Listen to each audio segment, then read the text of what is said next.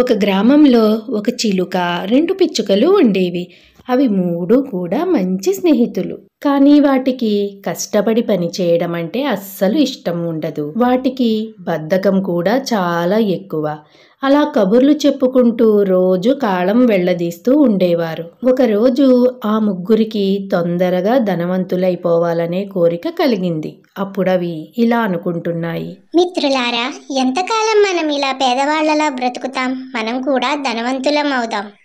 నువ్వు చెప్పేది నిజమే, కానీ కష్టపడి పనిచేసి ధనవంతులం అవ్వాలంటే మన వల్ల కాదు. కాబట్టి మనం పట్నం వెళ్ళి అక్కడి అమాయక ప్రజలందరినీ మోసం చేసి తొందరగా ధనవంతులమైపోవచ్చు.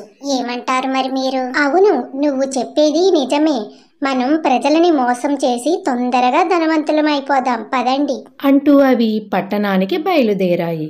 పట్టణానికి వెళ్లే దారిలో అవి ఒక పెద్ద అడవిని కూడా దాటాలి. అలా ఆ అడవిలోంచి వెళ్లడం మొదలుపెట్టాయి. అలా చాలా దూరం వెళ్లేసరికి వాటికి ఆకలి కూడా వేసింది. అలా అడవి చివరికి వచ్చేసరికి వాటికి బంగారు నాణాలతో ఉన్న లంకె బిందె కనిపించింది. ముగ్గురు కూడా ఎంతో ఆశతో అక్కడికి వెళ్లారు. ఆ నిధిని చూసి ముగ్గురు కూడా చాలా సంతోషించారు. ముగ్గురు ఇలా అనుకున్నారు. మిత్రులారా, మనం ముగ్గురం ఈ నిధిని సమానంగా పంచుకుందాం.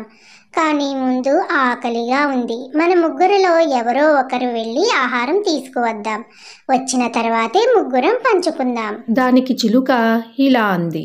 మిత్రులారా, మీరిద్దరూ ఈ నిధికి కాపలాగా ఉండండి. నేను వెళ్ళి ఆహారం తీసుకువస్తాను అంటూ ఆ చిలుక ఆహారం తీసుకురావడానికి ప్రక్కనే ఉన్న చిన్న గ్రామంలోనికి వెళ్ళింది. వెళ్లే దారిలో ఒక పండ్ల దుకాణం కనిపించింది.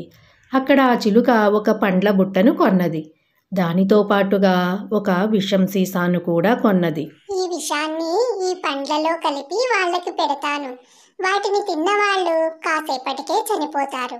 అప్పుడు ఆ నిధి మొత్తం నాదే. నేనే ధనవంతుణ్ణవుతాను అంటూ ఆ చిలుక విషం కలిపిన పండ్లను తీసుకుని తన స్నేహితుల దగ్గరకు బయలుదేరింది. అక్కడ తన స్నేహితులు కూడా ఏమనుకుంటున్నారో ఒక్కసారి చూద్దాం.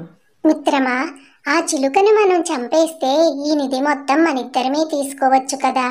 కనుక ఆ చిలుక రాగానే ఈ కత్తితో పొడిచి మనం దాన్ని చంపేద్దాం అని ఆ 2 పిచ్చుకలు అనుకున్నాయి. ఇంతలో ఆ పండ్లతో చిలుక రానే వచ్చింది. చిలుక రావడమే ఆలస్యం. ఒక పిచ్చుక కత్తిని తీసుకుని పొడిచింది. వెంటనే చిలుక చనిపోయింది. అప్పటికే ఆకలితో ఉన్న ఆ 2 పిచ్చుకలు చెరో పండు తీసుకుని తిన్నాయి. అవి తిన్న కొద్దిసేపటికే అవి కూడా చనిపోయాయి. అందుకే అంటారు, చెడు స్నేహాలు, చెడు పనులు ఎప్పుడూ మనకు చెడే చేస్తాయి. మంచి స్నేహాలు, మంచి పనులు ఎప్పుడూ మనకు మంచే చేస్తాయి. Please subscribe S&C Kids TV.